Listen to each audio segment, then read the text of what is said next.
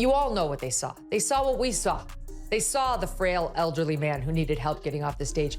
They're just too chicken shit to tell us about it because they accurately deduced that he could still be the Democratic nominee and they don't want to ding him up. Maybe you give Barbara a pass. Who gives a damn what this singer saw or says? But you know what? Jimmy Kimmel happens to be employed by ABC, which happens to have a rather large news organization. And he has been one of President Trump's most vocal critics. Where are you, Jimmy? On vacation? Not good enough. You can still use your thumbs to send out a tweet. You could set the record straight right now, but you won't.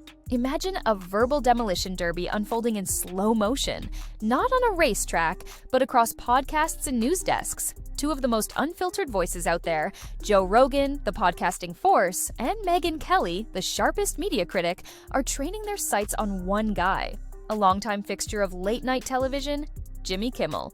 But this wasn't a polite interview, wasn't even a standard critique. It felt more like an autopsy. A public dissection of a brand, a career, and perhaps the soul of modern comedy. What did Kimmel do to trigger two such wildly different personalities, prompting a takedown that felt less like celebrity gossip and more like a cultural diagnosis? Stick around, because it's messier than a Twitter meltdown and goes deeper than you might think.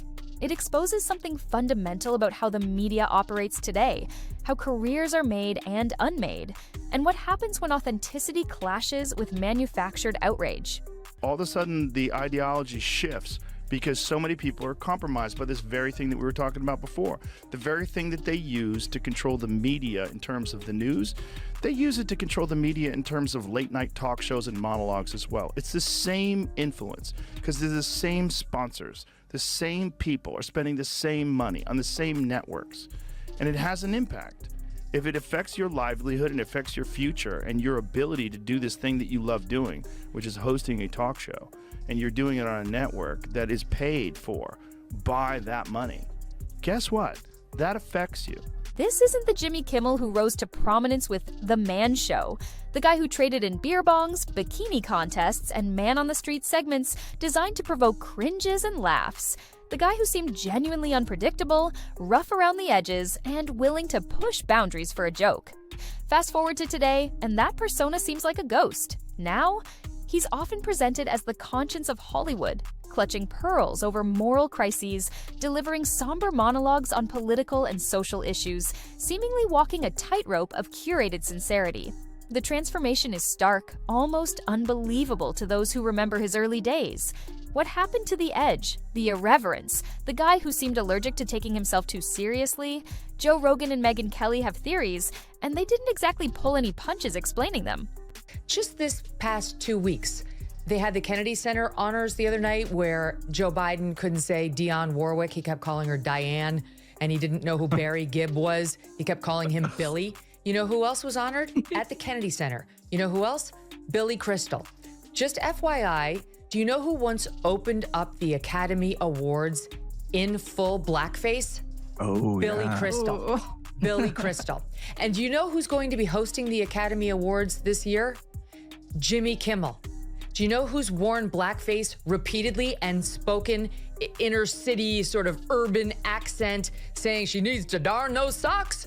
Jimmy Kimmel as Oprah, as a fat-suited, black-faced, darning socks Oprah. Now, if you are of the left, that's fine. If you are of the right and happen to just say, hey, people used to wear blackface and nobody freaked out about it, you get fired. First up, enter Joe. First up, enter Joe Rogan, MMA commentator, podcasting juggernaut, and arguably the king of unfiltered, sprawling conversation. Rogan doesn't tiptoe into critiques. He charges in like a caffeine-fueled rhino with a deep-seated grudge against phoniness. For Joe, Kimmel isn't just a late-night host. He's an artifact, a relic of a time when comedy meant something other than holding up cue cards of virtue or seeking affirmation from the right crowd. Rogan sees Kimmel's shift not as genuine growth, but as a strategic surrender, a calculated pivot towards safety and acceptance within the increasingly rigid confines of Hollywood consensus. A once unpredictable comedian, now polished, beige, swapping his comedic soul, according to Rogan, for market alignment and that sweet, sweet approval that keeps the contracts coming. Rogan's take is less about personal beef and more about a profound sense of spiritual offense. When you build a career off being the everyman, the dude who says what others won't, watching someone like Kimmel seemingly transform into the moral concierge of Hollywood feels, to Rogan, like a betrayal of comedy itself. It's like discovering your favorite dive bar now serves gluten-free kale shots with motivational quotes. It's a betrayal with a laugh track. That sort of self-censorship and the idea of being a more empathetic person is a good thing, right? But as long as it's reasonable. But the thing is, the problem with that kind of stuff is it continues to go in the same direction where more and more things become forbidden and toxic. Kimmel's evolution, or devolution depending on your perspective, reads like a satire sketch that somehow became reality. The man who once rode the comedy line like a rodeo bull now clutches a golden moral compass that always points conveniently toward applause and the prevailing political winds. Rogan, ever the bloodhound for authenticity, smells the rebrand from a mile away. It's not just a pivot, it's a full-blown career Botox injection. And nothing says I'm still edgy like repeating the same tired political sermon sandwiched between jokes your HR department probably signed off on. Rogan's world, in contrast, is messy, chaotic, occasionally insane, but always brutally real. It's a place where people disagree without bursting into moral flame, where conversations breathe and evolve, and where no topic is automatically off-limits in the pursuit of genuine discussion. Kimmel, meanwhile, seems to have opted for the safety blanket of Hollywood consensus, operating within an ecosystem that, to Rogan, feels increasingly sanitized, bleached, and gift-wrapped for the algorithm. Rogan looks around the late-night landscape and sees clones. Same jokes, same politics, same punchlines. No risk, no bite. Late night has become a daycare center for ideologues with cue cards, and Kimmel, unfortunately, often comes across as the head babysitter. What Rogan sees is a man who swapped his comedic soul for Instagram clout and network approval. Once unpredictable, now utterly beige. It's like watching a punk rocker from the 90s become a Whole Foods brand ambassador. Sure, he still tells jokes, but now they come with a waiver and a trigger warning. Comedy that used to land like a punch now arrives like a corporate memo. You know, the Elon Musk joking around about my pronouns are prosecute Fauci. Jimmy Kimmel made a tweet back to him. He said, your pronouns are ass and hole. Which is pretty funny. But then... Did he really? Yes. And so then I read that, and there was people saying, please don't joke about pronouns. It's transphobic to joke about pronouns.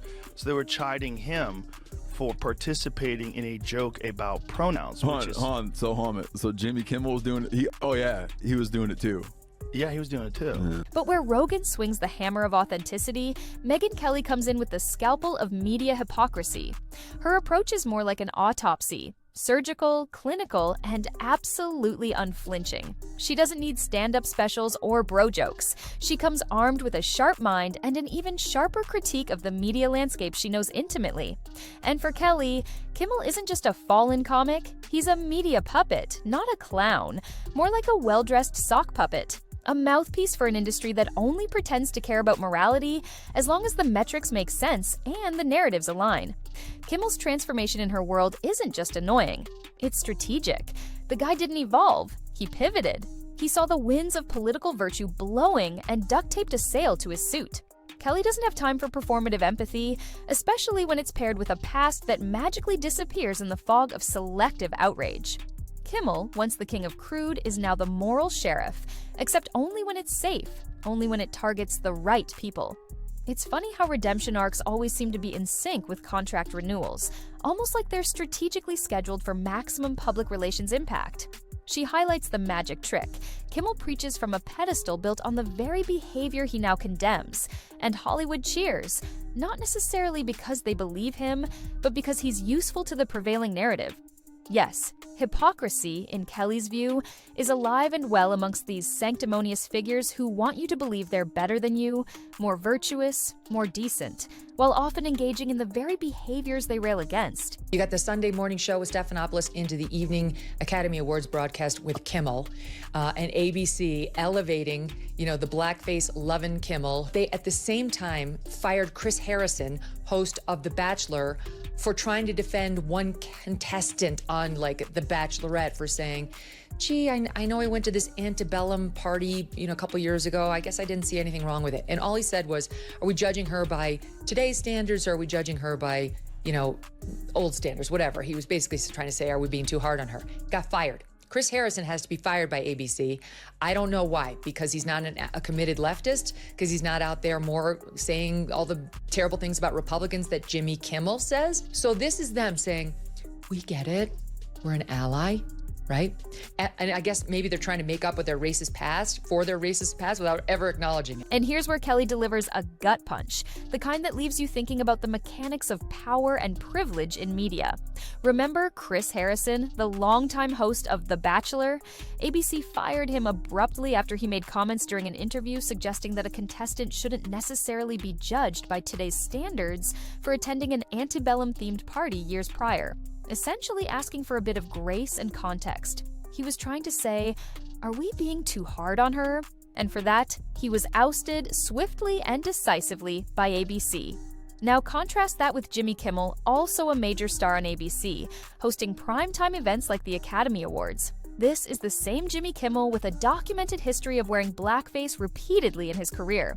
There are instances of him appearing in blackface as Oprah Winfrey, complete with a fat suit and saying he needs to darn those socks in an accent intended to mock. He also performed in blackface, mimicking NBA player Karl Malone.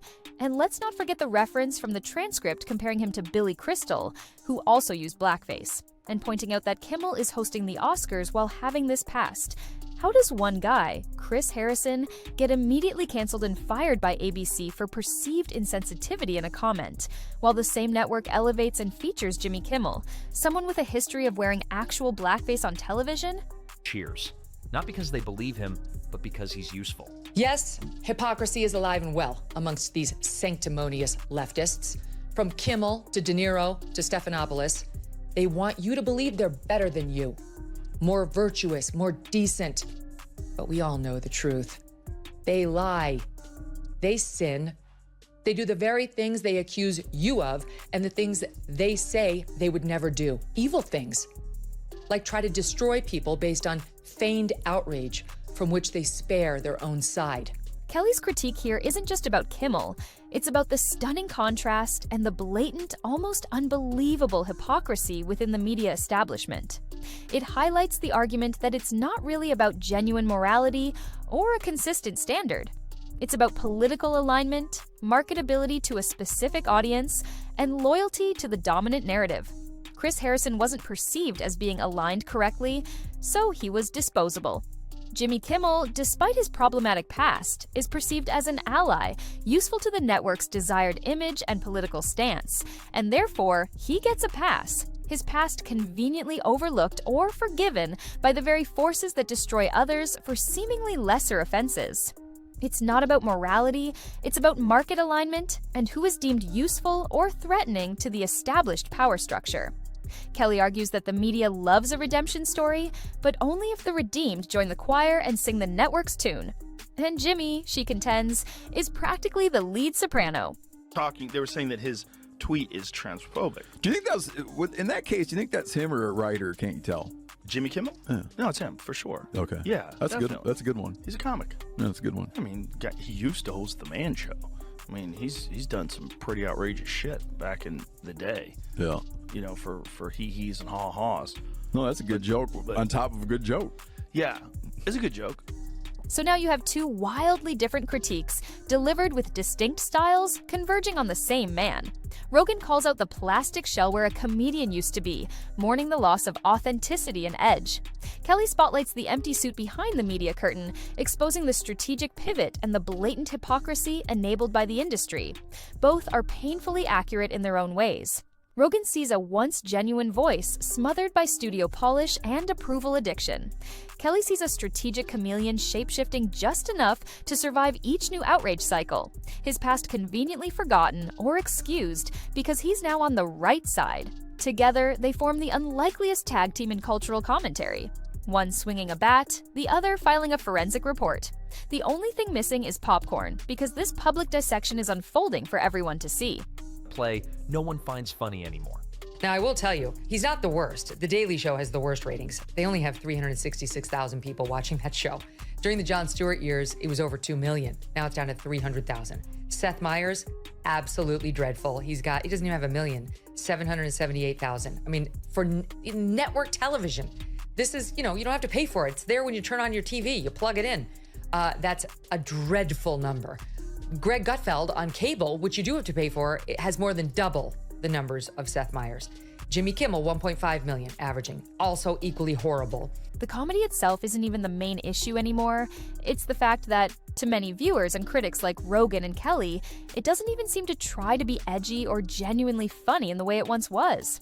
Kimmel, who once pushed boundaries, now seems to babysit them.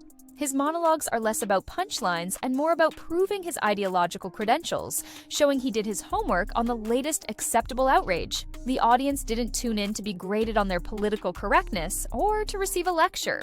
They tuned in to laugh. Somewhere along the way, the jokes became sermons and the punchlines turned into TED Talks with applause signs. That's what Rogan and Kelly nail, the absurdity of it all. A guy who used to represent irreverence now stands for scripted outrage. A comedian who once skewered hypocrisy now seems to schedule it. There's no rebellion left, just rebranding. And in the great irony of modern media, the more Kimmel moralizes, the more hollow it sounds to these critics, not because morality is bad, but because it's perceived as so clearly manufactured. Every teary speech, every carefully crafted expression of outrage comes prepackaged for social media consumption. It's sincerity by committee, authenticity approved by focus groups. They want to shut me down on being on McAfee. They want to shut me up from. Well, that was the Kimmel thing, right? Well, no. Did you ever talk to that dude? Have you ever talked to him? I've been on the show. Yeah? Years ago. Yeah. Would you ever have a conversation with him in person? Of course. Yeah. Of course. Yeah. I mean, they wanted me to be on the show in the summertime after I got traded. Really? There, obviously been some things that he had said about me that made me go, I don't know if I want to do that. I'd rather. So, what's the damage from this kind of public dissection? Well, for one, the critiques highlight how late-night TV, as a genre, has become an echo chamber so loud it seems to have lost the ability to hear itself. Rogan watches from his leather-padded bunker of conversational chaos and wonders when comedy became a PowerPoint presentation. Kelly, sipping espresso in her media war room, watches the same clown car crash over and over, pointing out the mechanics of the pileup.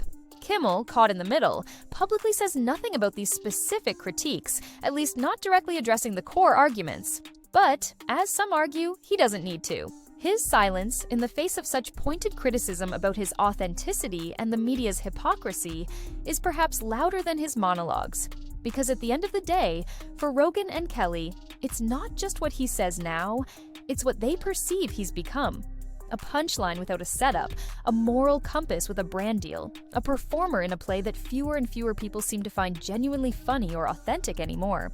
Approved by the PR team and sanitized for your safety. I've got serious questions about whether any of this is true. I mean, in every job I've ever worked, I've had people who would jump through brick walls for me, and I can be a tough boss. I'm not an asshole, but I'll say, that was a shitty packet. We need to do better. That was not okay. And my team loves me and I love my team because we are all about putting out great work product. And I'm quick to compliment too. What did he say? He basically said, are you okay? Seriously, do you need help? That's causing people to lose their hair? People need to toughen up. Your workplace is not your nana's lap. I don't think that conversation is a conversation that should be held in front of an audience in 5-minute chunks like they do on television. Yeah. That's a conversation that you have to let air out. I want to know why you think the way you think. Sit down with Jimmy. Why do you think the way you think? Why would you think that it's okay to say that it's a real simple thing? The people that have been vaccinated, you treat them and the people that took horse goo, rest in peace, Wheezy. Really? Is that really how you feel? And the audience numbers seem to reflect a disconnect. While Kimmel still pulls more viewers than some competitors, late-night network numbers across the board are a shadow of what they once were. The Daily Show's viewership is a tiny fraction of its peak under Jon Stewart. Seth Meyers struggles to break 1 million. Jimmy Kimmel averages around 1.5 million viewers, which, for a free-to-air network show in prime time, is considered relatively low compared to historical benchmarks. Contrast this with someone like Greg Gutfeld on Fox News, a cable channel you have to pay for, who often pulls numbers significantly higher than his network counterparts, sometimes double or more than Seth Meyers. This suggests that the audience for the current brand of network late night, which Rogan and Kelly argue has prioritized political alignment and sermonizing over challenging comedy, might be dwindling or looking elsewhere. The audience isn't tuning in for lectures, they want to laugh. What they're often getting feels, to critics, like a carefully crafted performance designed for approval, not genuine humor or insight. Autopsy. And the subject isn't just Kimmel. It's everything he now represents. Back in the day when I was on the prime time of Fox and you were on the prime time of CNN, a couple of hours after our shows ended, late night comics would come on, and they occasionally would make us laugh, Piers. As you know, they've abandoned that game now, and they're just political operatives out there. Look at this. Hey there. How are you doing? If you watch the show regularly, I'm guessing you're not doing great. It was a terrible night for women, for children, for the hundreds of thousands of hardworking immigrants who make this country go, for healthcare, for our climate. Rogan and Kelly didn't debate him. They didn't even invite him to a literal roast. They just took one look at the act, the persona, and the system around him, and called it what they saw. A sitcom without a script, a sermon with a laugh track, an empire built on irony, now perceived as selling sincerity at half price, and worse, hypocrisy at full price. And here's where it all starts to feel less like a celebrity feud and more like a Netflix documentary called The Day the Clown Cried for Ratings. Because when Joe Rogan, the human Molotov cocktail, and Megyn Kelly, the PR assassin, both find themselves dragging Jimmy Kimmel through the same mud puddle, one swinging like a blunt force caveman philosopher of authenticity, the other dissecting him like she's prepping for a high-stakes courtroom trial focused on media ethics, you know something deeper is brewing under the canned laughter and polished monologues. It's a story about the lost art of comedy, the mechanics of media power, and what happens when perceived authenticity becomes a commodity to be traded for safety and approval. Late night used to feel like a dive bar at 2 a.m. Chaotic, unpredictable, sometimes inappropriate, but often honest. Now, it often feels like a team-building seminar hosted by someone who used to be fun, but now adheres strictly to the corporate handbook. And if anyone's wondering where the spark went, Rogan and Kelly just handed you a pretty compelling map, drawn with sharp words and uncomfortable truths, because when these two critique someone like Kimmel, they aren't just critiquing the person, they're performing an autopsy on everything he now represents within the modern media landscape. The culture of fake growth, the illusion of bravery fostered in echo chambers, the idea that comedy is only okay if it flatters the right people or targets the pre-approved enemies. Rogan and Kelly didn't just point out Jimmy Kimmel, they exposed the scaffolding holding up his entire stage, and by extension, a significant part of the late-night industry. And they didn't do it with just rage, they did it with disappointment, pointed sarcasm, and a well-earned side-eye. The kind of ridicule that doesn't need to scream, because the silence that follows is louder than any applause sign.